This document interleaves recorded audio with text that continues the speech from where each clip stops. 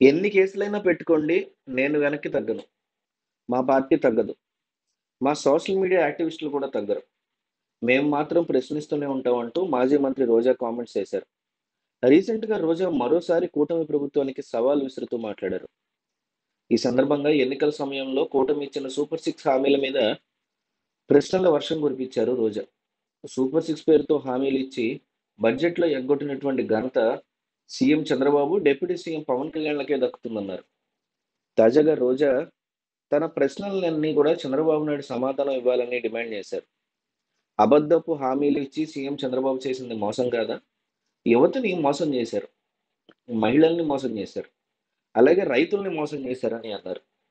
ఆడబిడ్డ నిధి అంటూ 18 ఏళ్లు నిండిన ప్రతి మహిళకి నెలకి రూ. 1,500 చొప్పున ఏడాదికి 18,000 ఇస్తామని హామీ ఇచ్చారని, 2.07 కోట్ల మంది మహిళలకి 37,313 కోట్లు ఇవ్వాలని ఇప్పటివరకు ఎంత ఇచ్చారంటూ ప్రశ్నించారు. దీపం పథకం ద్వారా ప్రతి కుటుంబానికి ఏడాదికి 3 గ్యాస్ సిలిండర్లు కనెక్షన్లకు గాను 4,000 కోట్లు ఇవ్వాలని, బడ్జెట్‌లో ఎన్ని కోట్లు కేటాయించారో చెప్పాలన్నారు. తల్లికి వందనం పథకం పేరుతో ఎంతమంది పిల్లలుంటే అందరికీ ఏడాదికి 15,000 ఇస్తారని చెప్పారని, రాష్ట్రంలో 83 లక్షల మంది పిల్లలకు గాను 12,450 కోట్లు ఇవ్వాలని, ఎంతమందికి ఇచ్చారో చెప్పాలన్నారు. అన్నదాత పథకంలో భాగంగా ప్రతి రైతుకి ఏడాదికి 20,000 చొప్పున ఆర్థిక సాయం అంటూ ప్రకటించారని, రాష్ట్రంలో 53 లక్షల మంది రైతులకు గాను 10,700 కోట్లు అవుతుంటే బడ్జెట్‌లో ఈ మాటే లేదన్నారు. ఉచిత బస్సు ప్రయాణం అంటూ అబద్ధపు హామీలిచ్చి రాష్ట్రంలో మహిళల ఉచిత బస్సు ప్రయాణానికి దాదాపు ఏడాదికి 3,000 కోట్లు అవుతుందని ఇప్పటివరకు అతీగతీ లేదన్నారు.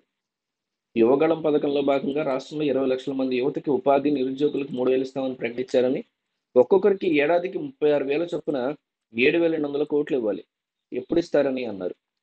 50 ఏళ్లు పైబడిన వారికి 4,000 పెన్షన్ అంటూ అబద్ధపు హామీలు ఇవ్వగా రాష్ట్రంలో 50 ఏళ్లు పైబడిన ఎస్సీ, ఎస్టీ, బీసీ, మైనారిటీ వర్గాలు దాదాపు 17 లక్షల మంది ఉన్నారన్నారు. ఒక్కొక్కరికి 4,000 చొప్పున 48,000 ఇస్తారని, ఈ మాటకి పరిమితం చేసి బడ్జెట్‌లో మొండి చేయి చూపించడం బాబు నైజం అన్నారు.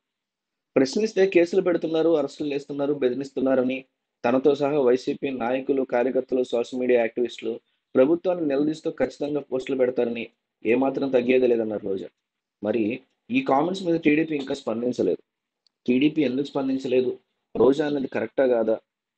మీరేమనుకుంటున్నారు? అసలు ప్రజల మనసుల్లో ఏముంది? ప్రజలు కూడా ఈ అంశాలు ఇట్లాగే చూస్తున్నారా? లేక పర్లేదు కొన్నాళ్ళు వెయిట్ చేస్తామేమో ఆర్థిక పరిస్థితి బాలేదు రాష్ట్రంలో అనుకుంటున్నారా? ప్రజలేమనుకుంటున్నారో తెలియజేయండి కామెంట్స్‌లో. ఎందుకంటే ఈ వీడియో నేను చంద్రబాబు వైపు ఉన్న సన్నిహితులకి, జగన్ వైపు ఉన్న సన్నిహితులకి పంపిస్తా. ప్రజలేమనుకుంటున్నారనేది 2 వైపుల వాళ్ళకి తెలియాలి. కానీ కాబట్టి మీ హానెస్ట్ ఒపీనియన్ కింద కామెంట్ చేయండి.